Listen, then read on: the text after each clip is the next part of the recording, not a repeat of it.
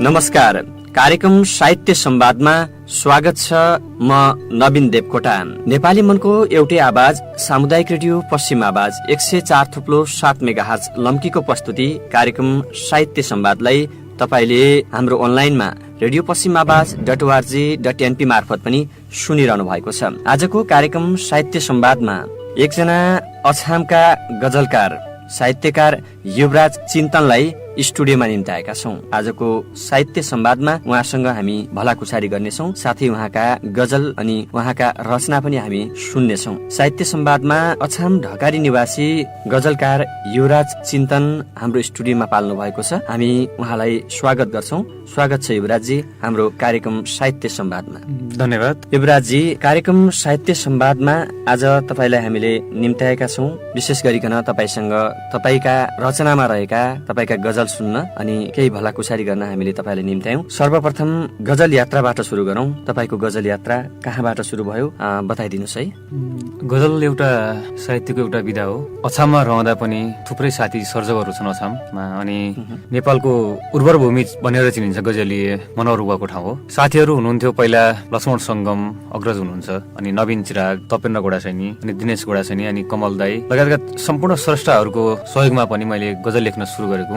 करिब 10-11 पढ्दाको बसाइमा गजल लेखियो है। क्याम्पस लेभल भन्दा नि स्कुल लेभलमै सुरु भयो, तर त्यतिखेरको अवस्थामा चाहिँ धेरै गजलहरू लेखिएन र माहौल पनि त्यति बनिएन। पछिल्लो अवस्थामा +2 र ब्याचलर पढ्दाखेरि गजल लेख्न थालियो। तपाईँ अछाम ढकारी रहेर अहिले कलम चलाउँदै हुनुहुन्छ साहित्य क्षेत्रमा। एकातिर शिक्षक पनि हुनुहुन्छ, शिक्षण पेसामा पनि लाग्नु भएको छ। के छ यो साहित्य पेसामा लागिरहँदाखेरि र शिक्षण पेसामा तपाईँ लागिरहँदाखेरि साहित्य र शिक्षणसँग कतिको तपाईलाई चाहिँ सहज वातावरण सिर्जना हुन्छ? शिक्षण पेसामा लागिरहँदाखेरि तपाईले साहित्यमा कलम चलाउँदाखेरि तपाईलाई कतिको सहजता कतिको असहजता महसुस गर्नु भएको छ? सहज त हुन्छ नै, पक्कै पनि। साहित्य एउटा विधा हो जसलाई चाहिँ अनुभव र अनुसन्धान गर्नको लागि पढाइको आवश्यकता पर्छ, र शिक्षण पेसाले पनि सहयोग गरिरहेको छ। खासै टाइम धेरै मिलिरहेको छैन पछिल्लो अवस्थामा शिक्षण गर्दाखेरि, तैपनि टाइम मिलाएर म लेख्छु। अनि बिहान 10 देखि 4-5 बजेसम्म क्लास हुन्छ, अनि बाँकी टाइम मिलाएर साहित्यलाई माया गर्छु, त्यसैले लेख्छु, चलाइरहेछु। अछामतिरको अहिले पछिल्लो साहित्यिक माहौल भनौँ, अहिले कोरोना महामारीले विश्व तरङ्गित भएको बेलामा, लकडाउनको बेलामा, अहिले पछिल्लो स्थितिमा हामीले धेरै कार्यक्रम त साहित्यिक कार्यक्रमहरू प्रत्यक्ष रूपमा भिडभाडको माझमा कुनै कार्यक्रम गरेर कुनै साहित्यिक कार्यक्रमहरू हामीले गर्न पाएनौँ। तर पनि अहिले चाहिँ त्यो मिडियाबाट भए पनि सामाजिक सञ्जाल मार्फत हामीले कलम चलाइरहेको अवस्थामा के छ अछामतिरको पछिल्लो समय साहित्यिक माहौल कस्तो चल्दैछ? पछिल्लो अवस्थामा लकडाउनले गर्दाखेरि कार्यक्रमहरू पनि भएनन्, अनि थुप्रै साथीहरू हुनुहुन्छ। सबै अछामतिरै बसाइ छैन, कोही साथीहरू आफ्नो क्षेत्रतर्फ छन्। अनि पछिल्लो अवस्थामा चाहिँ कोरोनाको कारणले गर्दा अछाममा साहित्यलाई चाहिँ एकदमै प्रभाव पारेको छ।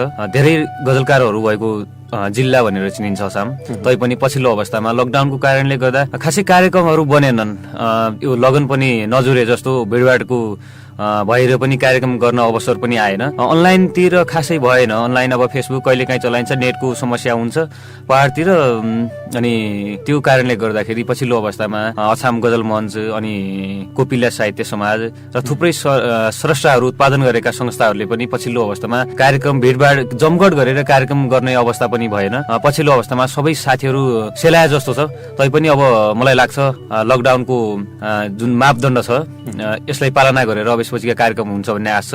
तैपनि साथीहरूले प्रयास गरिरहेका छन्, अनलाइनबाट कार्यक्रमहरू प्रतियोगिता राख्छन्, तैपनि खुसी लाग्छ साथीहरूले। चिन्तनजी, अब हामी श्रोतालाई यतिखेर तपाईँको मुखराबिन्दुबाट तपाईँकै रचना हामी सुन्नमा आतुर छौँ।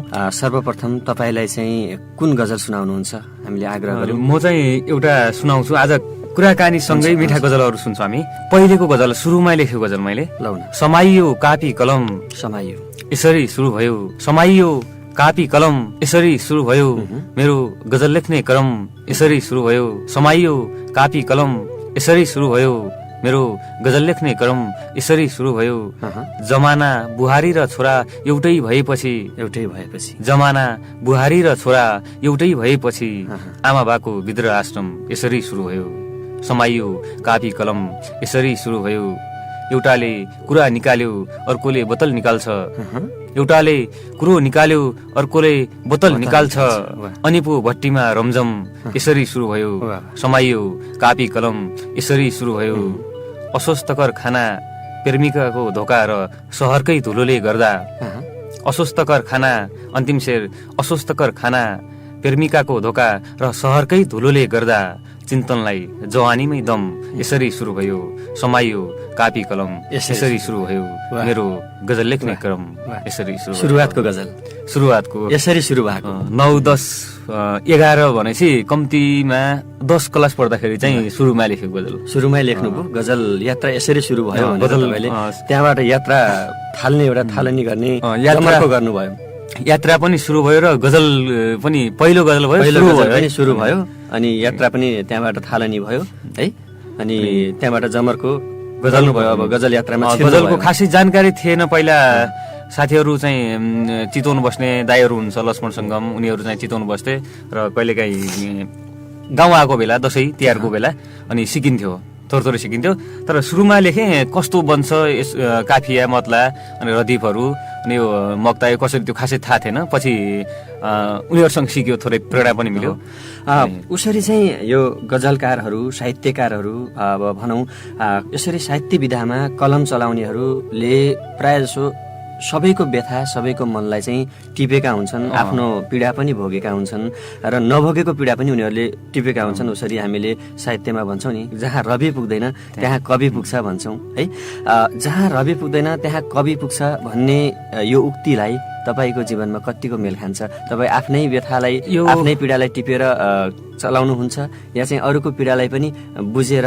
तपाईँले साहित्यिक रूपमा कलम चलाइराख्नु भएको छ यसमा कस्तो भन्दाखेरि साहित्य एउटा जुन विधा छ अब साहित्यभित्र हरेक विधाहरू छन् अनि गजल मुक्तक हरेक धेरै थुप्रै विधाहरू छन् अनि यो लेखौँ भनेर लेखिँदैन खासै आफै आउँछ कुनै समय अनुसार त्यो समयको अवस्था त्यो अनुकूल कस्तो छ वातावरण है अनि त्यो परिस्थिति अनुसार यो लेख्छु भनेर गजल लेखिँदो रहन्छ मैले लामो समयसम्म प्रयास गर्छु 1-2वटा गजल छन् लगभग 2-4 वर्ष अगाडिको तर त्यो कम्प्लिट अहिलेसम्म भएको छैन अनि यो कुनै बेला आउँछ साहित्य यस्तो विधा रहेछ जो चाहिँ लेखेर म लेख्छु गजलहरू लेख्छु अनि आज यो गर्नुपर्छ भनेर हुँदो रहन्छ विशेष गरी तपाईँलाई कस्तो समयमा कलम चलाउन मन लाग्छ यो म प्राय कहिलेकाहीँ हिँड्दाखेरि चाहिँ सोच्नेहरूले मलाई पागल सोच्छन् होला म एक्लै भयो भने चाहिँ बाटोमा एक्लै छु भने अनेक कल्पनाहरू गर्छु अनि हरेक सम्झिन्छु र म अरू सबै दुनियाँ बिर्सिन्छु अनि चाहिँ आउँछन् कहिलेकाहीँ त्यस्तो अवस्थामा चाहिँ शेरहरू आउँछ एकहोरोमा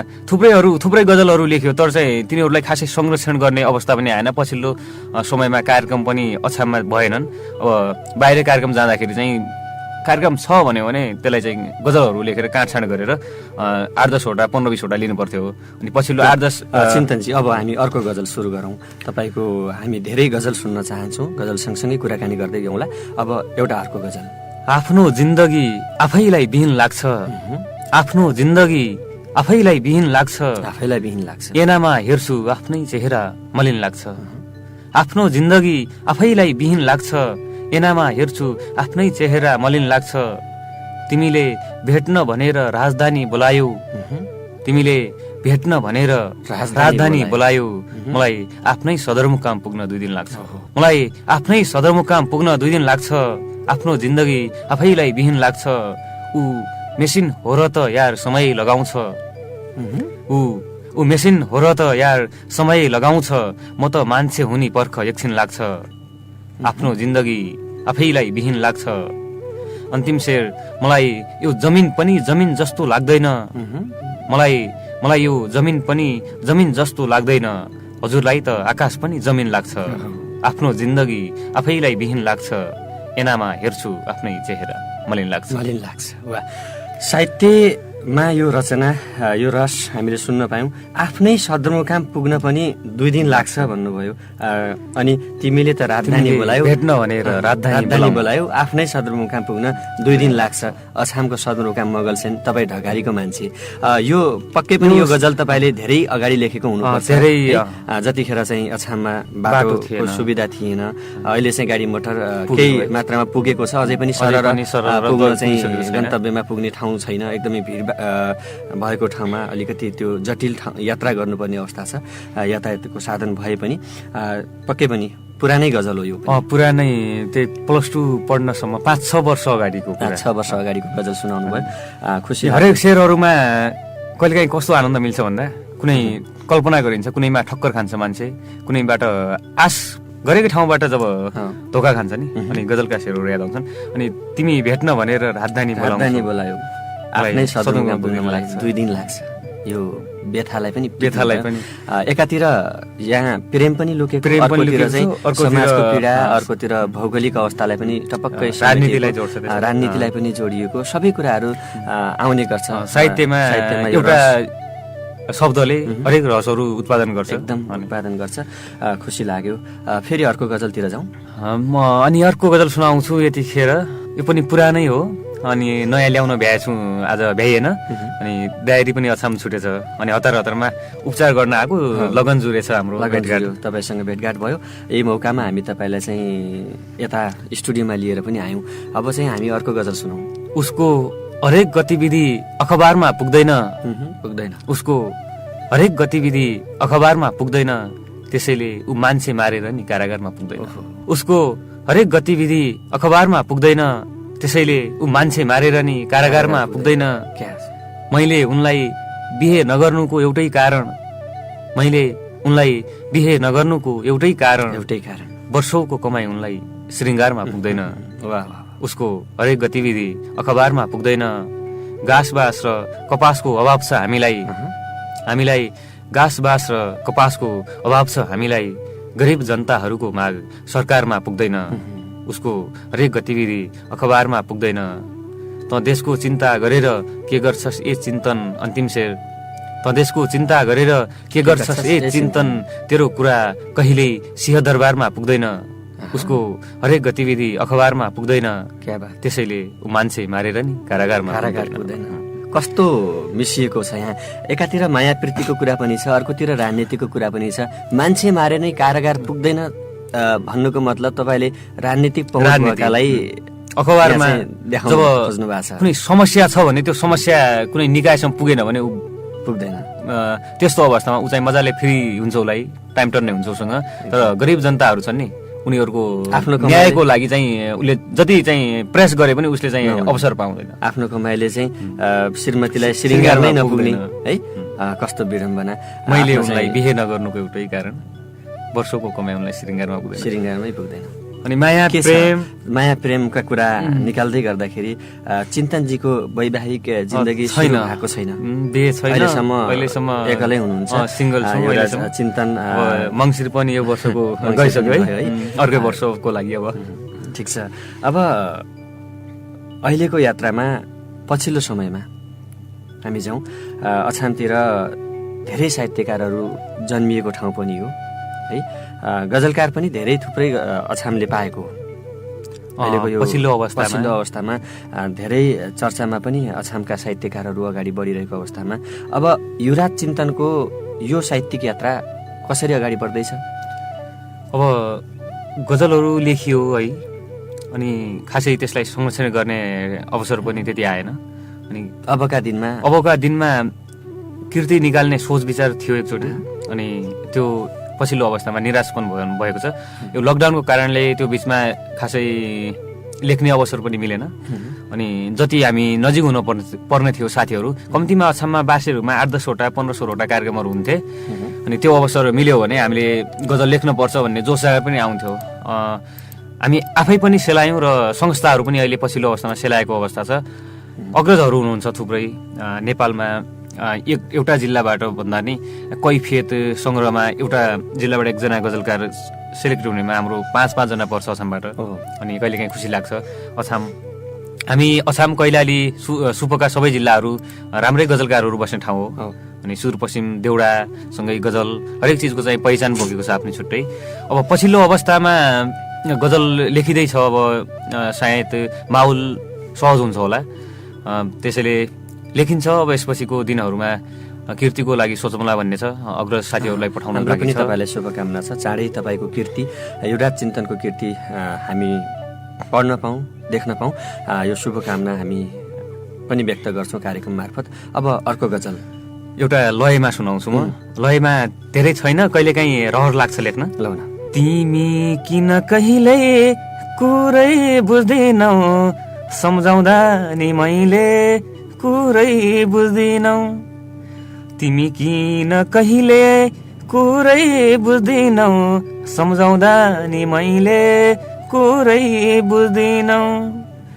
म रुँदा मलाई नि सम्झाउने तिमी, म रुँदा मलाई नि सम्झाउने तिमी, अचेल खै आफैले कुरै बुझ्दिनौ।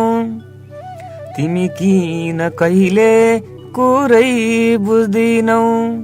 बनिसक्यौ तिमी पागल बनिसक्यौ, बनिसक्यौ तिमी पागल बनिसक्यौ। सायदै तिमी कुरै बुझ्दिनौ, सम्झाउँदा नि मैले कुरै बुझ्दिनौ। तिमी किन कहिले कुरै बुझ्दिनौ। 3 शेरको मात्रै छ यो। कस्तो मिठास लयमा चाहिँ तपाईँले आफ्नो गजललाई रचना गर्नुभयो। कुरै बुझ्दिनौ, सम्झाउँदा नि मैले कुरै बुझ्दिनौ। कति अप्ठ्यारो परेको है, जति सम्झाउँदा पनि तिमी किन कहिले कुरै बुझ्दिनौ। अब अर्को गजलतिर जाउँ। यो चुनावको बेला लेखिएको थियो पहिला। अब फेरि पनि चुनाव आउँछ, तर यस्तो नहोस् भन्न चाहन्छु म एउटा। तर यो कसैसँग म्याच खाएछ भने पनि यो सरी भन्न चाहन्छु म। मात्र एउटा विधा हो, गजल हो। गजलले चाहिँ साहित्यका हरेक विधाहरूले एउटा भाव त प्रस्ट्याउनु छ है। अब साँच्चै चुनाव लड्छु सरकार नजिते पनि, साँच्चै लड्छु। अब साँच्चै चुनाव लड्छु सरकार नजिते पनि, हेर्नुहोस् बरु गरिन्छ दरो प्रचार नजिते पनि। अब साँच्चै चुनाव लड्छु सरकार नजिते पनि, हेर्नुहोस् बरु गरिन्छ दरो प्रचार नजिते पनि। हावाको बिजुली र ग्यासको योजना पुरानो भइसक्यो, हावाको बिजुली र ग्यासको योजना पुरानो भइसक्यो। मेरो अछाममा रेल चलाउनै छ विचार नजिते पनि। अब साँच्चै चुनाव लड्छु सरकार नजिते पनि, हेर जिताउनु होस् ऊ आफ्नै मन्त्रीकै छोरी हो, हेर जिताउनु होस् ऊ आफ्नै मन्त्रीकै छोरी हो। बरु मतपत्र च्यातौँला नगर हतार नजिते पनि। अब साँच्चै चुनाव लड्छु सरकार नजिते पनि। अन्तिम शेर, ऊ चुनाव जितेर स्याल दरबारमा पस्न गएछ, ऊ चुनाव जितेर स्याल दरबारमा पस्न गएछ। म त हेर बसिरहेछु सिंहदरबार नजिते पनि। अब साँच्चै चुनाव लड्छु सरकार नजिते पनि, हेर्नुहोस् बरु गरिन्छ दह्रो प्रचार नजिते पनि। नजिते पनि गरिन्छ दह्रो प्रचार नजिते पनि। अब साँच्चै चुनाव लडिन्छ नजिते पनि है। सरकारलाई पनि व्यङ्ग्यात्मक रूपमा पनि तपाईँले यहाँ चाहिँ प्रस्तुत गर्नु पछिल्लो अवस्थामा देशको हालात है। अनि कहिलेकाहीँ सोच्छु म देशको बारेमा पनि, च्यातेर भए पनि जित्नुपर्छ भन्ने मानसिकता, जबरजस्ती गरेर पनि जित्नुपर्छ भन्ने मानसिकता, देशको अवस्था हेर्यो भने कहिलेकाहीँ दया लागेर आउँछ। व्यङ्ग्यात्मक रूपमा चाहिँ तपाईँ पछिल्लो अवस्थामा यसमा चाहिँ अलि आक्रोशित रूपमा पनि प्रस्तुत हुनु भएको जस्तो देखिन्छ। यो गजलको भाव नै आक्रोशमै छ है। अनि पछिल्लो अवस्थामा हेर्ने हो भने देशको हालत, अब चुनाव नजिक्दैछ फेरि, अनि यस्तोमा चाहिँ कहिलेकाहीँ लेखिन्छ, भावहरू निस्किन्छन्। गजलले तपाईँले राजनीतिक रूपमा पनि कलम चलाउन भ्याउनुभयो।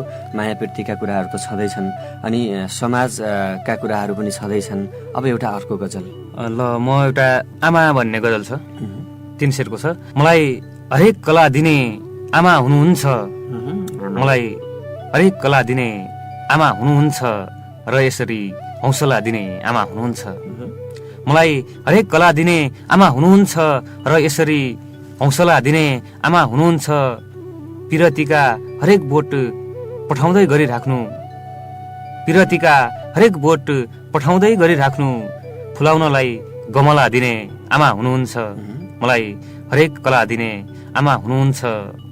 अन्तिम शेर, तिमी आऊ पिरतीका सँगै पिल्लर हालौं, तिमी आऊ पिरतीका सँगै पिल्लर हालौं, जिन्दगीलाई तला दिने आमा हुनुहुन्छ। मलाई हरेक कला दिने आमा हुनुहुन्छ, र यसरी हौसला दिने आमा हुनुहुन्छ। कति श्रद्धा आमाप्रति, कति सम्मान आमा हुनुहुन्छ, र त तपाईँ भर पर्नु भएको छ, सबै कुरामा आमाकै भरमा पर्नु भएको छ है।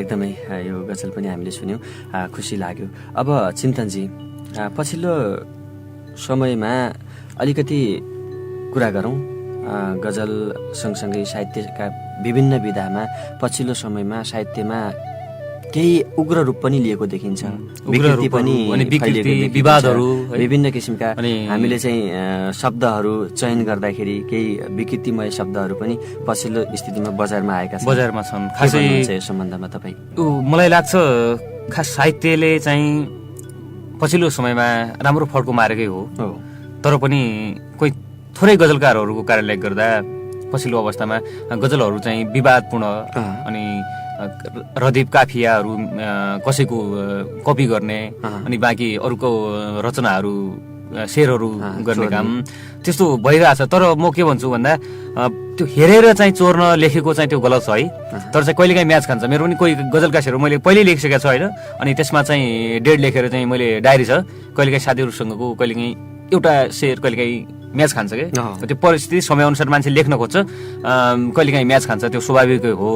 अनि तर पछिल्लो अवस्थामा आएर गजललाई चाहिँ विकृत रूपमा थोरै साथीहरूले लिइरहेका छन्, अनि उनीहरूकै कारणले गर्दा साहित्यलाई पनि थोरै असर पर्छ जस्तो लाग्छ मलाई। तर त्यस्तो चाहिँ गर्न खास राम्रो होइन, किनभने साहित्य भनेको एउटा आफ्नै पहिचान बोकेको एउटा विधा हो, जसले चाहिँ आफ्ना मनभित्र रहेका कुराकानीहरू जो चाहिँ साहित्य मार्फत बाहिर प्रस्फुट हुन्छ, जसले मनभित्र गुम्साएर राखेका र बोल्न नसकेका कुराहरू छन् नि, त्यो चाहिँ साहित्यबाट बाहिर आउँछ। एउटा यो नछुटाइ नहुने एउटा हामीले जान्नै पर्ने र चिन्नै पर्ने र यो सुन्नै पर्ने र केही गर्नै पर्ने विधा साहित्य हो। अनि साहित्यमा मान्छे साहित्यभित्र छिर्यो भने पागल हुन्छ कहिलेकाहीँ, उसले दुनियाँ बिर्सिन्छ, जहाँ चाहिँ हरेक दुनियाँ छ, हरेक दुनियाँ छ, मान्छेको फरक फरक पाटो छ, तर साहित्यभित्र सबै दुनियाँ छ। त्यो सबै दुनियाँलाई बाहिरको दुनियाँ चाहिँ बिर्सेर मान्छे नयाँ दुनियाँमा निस्किन्छ, त्यस्तो अनुभव लाग्छ मलाई साहित्यमा। पक्कै पनि त्यस्तो छ।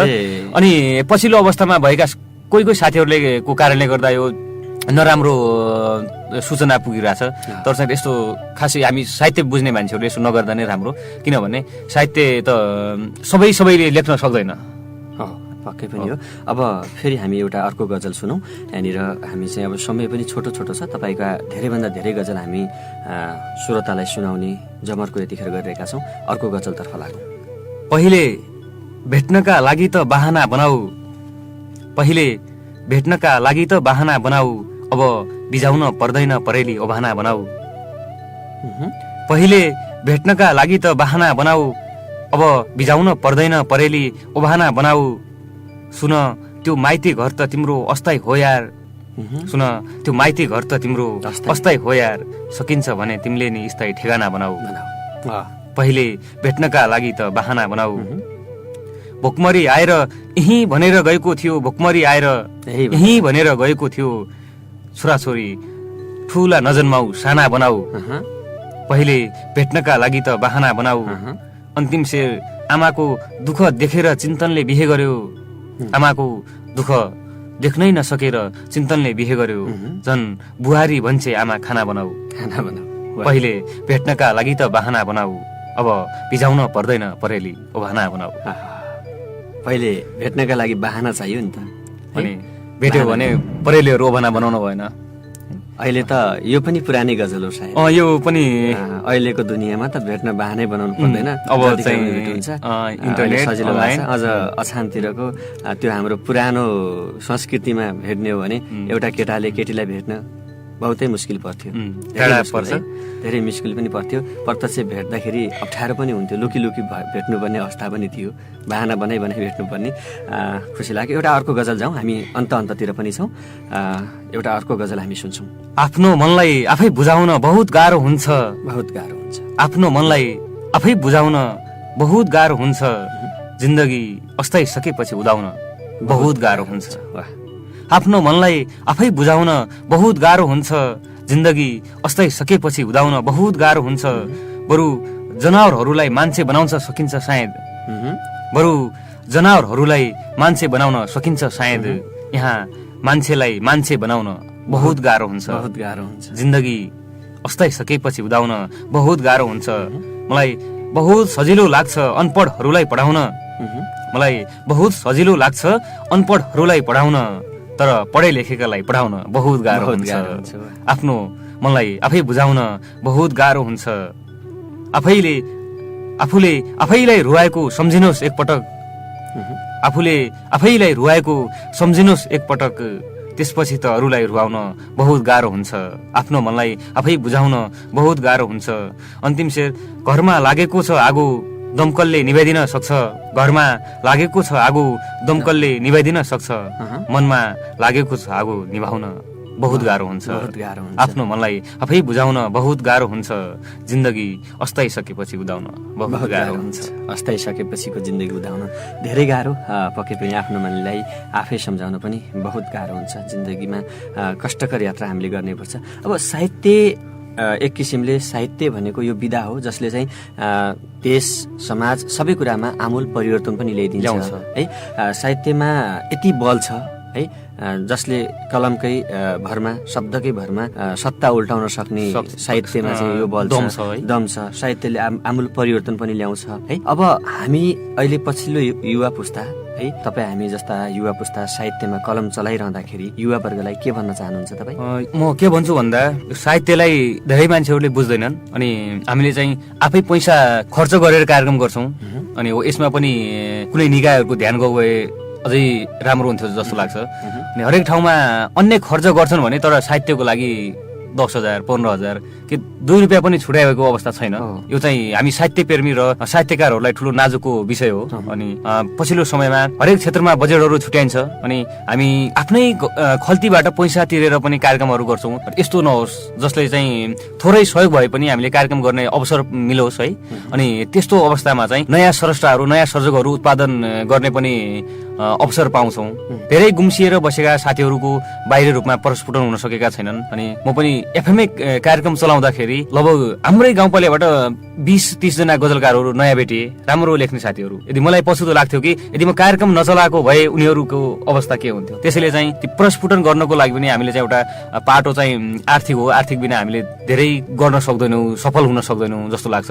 तर आर्थिक पनि एउटा महत्त्वपूर्ण हो। अनि मलाई चाहिँ यो राजनीतिक क्षेत्रका जुन साथीहरू हुनुहुन्छ उहाँहरूले थोरै 100मा 1-2% जति साहित्यलाई पनि माया गरिदिने कुनै सर्जकहरू भेटिएको भए हामी भर्खर सिक्दै गरेका स्रष्टाहरूलाई पनि कुनै हौसला मिल्थ्यो जस्तो लाग्छ। पछिल्लो अवस्थामा त्यो भइरहेको छैन। हामीले धेरै कार्यक्रमहरू आर्थिक बिना पनि गर्यौं, तर हिँडेर जानुपर्छ। मङ्गलसेन कार्यक्रम भयो भने ढकारीबाट मङ्गलसेन जाने हो भने कम्तीमा एकचोटि जाने भने 3-4 हजार खर्च हुन्छ। अब त्यत्रो चाहिँ खर्च गरेर साथीहरू गएर कार्यक्रम गर्न पनि सक्दैनौँ। त्यसैले एउटा अनुरोध के गर्छु भन्दा साहित्यलाई पनि कुनै ठाउँमा त्यसलाई पनि सम्झिने लगानी गर्नु पर्यो। क्याम्पस पढ्दाखेरि आर्थिक लगानी चाहिँ आवश्यक छ। पक्कै पनि तपाईँको भनाइ हामीले बुझ्नुपर्छ। हामी सबैले आत्मसात गर्नुपर्ने कुरा हो। राज्य पक्षले पनि यसमा सम्बन्धित पक्षले पनि ध्यान जान पनि जरुरी छ। अब चिन्तनजी, हामी तपाईँको एउटा अन्तिम गजल हामी सुन्छौँ, त्यसपछि हाम्रो समय पनि अब छोटो छ, प्राविधिक संकेत पनि छ। अब अन्तिम गजल एउटा म एउटा गजल सुनाउँछु।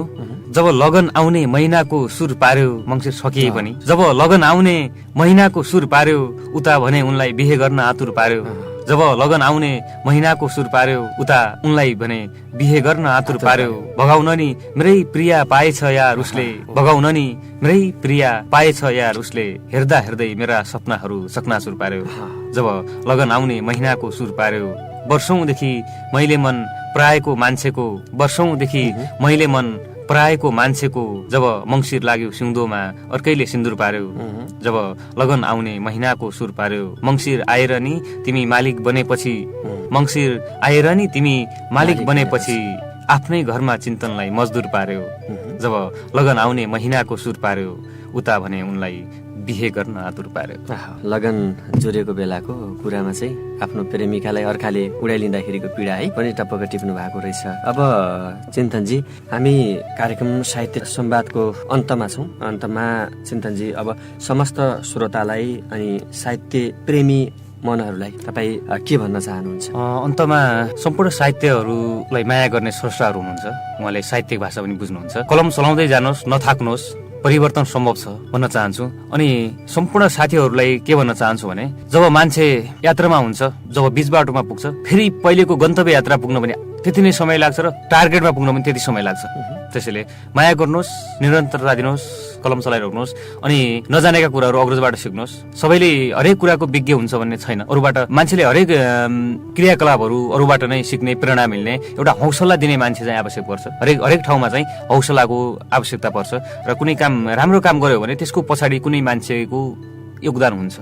नत्र चाहिँ राम्रो काम गरे होला उसले हौसला मिलेन भने उसले चाहिँ भएका गतिविधिहरूलाई पनि बिर्सदै जान्छ र उसले निराशपन आउँछ र जिन्दगीमा ऊ सोच्छ कि मैले केही गर्न सकिनँ। मान्छेलाई एउटा इम्पोर्टेन्ट भनेको चाहिँ कुनै पनि राम्रो काम गर्नको लागि कुनै मान्छेको चाहिँ योगदान हुन आवश्यक छ र हौसला मिल्न आवश्यक छ। हामी पछिका नवस्रष्टाहरू हुन्छ उनीहरूलाई हौसला प्रेरणा दियो भने तपाईँहरू पनि सक्सेसफुल हुनुहुनेछ, आफ्नो टार्गेटमा पुग्नुहुनेछ भन्छु। अनि मलाई यो स्टुडियोमा आएर आफ्नो रेडियोले अमूल्य समय दिएर आफ्ना 2-4 गजलहरू चाहिँ यहाँ राख्ने अवसर दिनुभएकोमा रेडियो पश्चिम आवाजप्रति पनि आभार व्यक्त गर्न चाहन्छु। र थुप्रै साथीहरूले सुनिरहनु भएको छ होला, मलाई सम्पर्क गर्दाखेरि फेसबुकमा सर्च गर्नुहोला YUUU अनि RAJCHINTN युवराज चिन्तन सर्च गर्यो भने भेटिनेछौँ र तपाईँका समस्या छन् भने पनि हामी कुनै रचनाहरू अनि नयाँ कुनै कुराकानीहरू अनि त्यो सहजीकरण सक्दो प्रयास म गर्नेछु भन्न चाहन्छु। अन्तमा सम्पूर्ण साथीहरूले सुनेर साथ दिनु भएकोमा पनि धन्यवाद दिन चाहन्छु भन्न चाहन्छु। हुन्छ, हाम्रो निम्तोलाई सहर्ष हामीलाई स्वीकारेर स्टुडियोसम्म आइदिनु भयो, कुराकानी भयो। युवराज चिन्तनजी तपाईँलाई धन्यवाद छ। आदरणीय श्रोता, कार्यक्रम साहित्य संवादमा आज हामीले अछामका गजलकार युवराज चिन्तनसँग कुराकानी गर्यौं। उहाँका रचना पनि हामीले सुन्यौं, गजललाई सुन्यौं। हामी अर्को कार्यक्रममा अर्को विधाका साथ हामी उपस्थित हुनेछौँ। आजको कार्यक्रम साहित्य संवादबाट प्राविधिक धीरेन्द्र परियालाई धन्यवाद। नवीन देवकोटा बिदा हुन्छु। नमस्कार।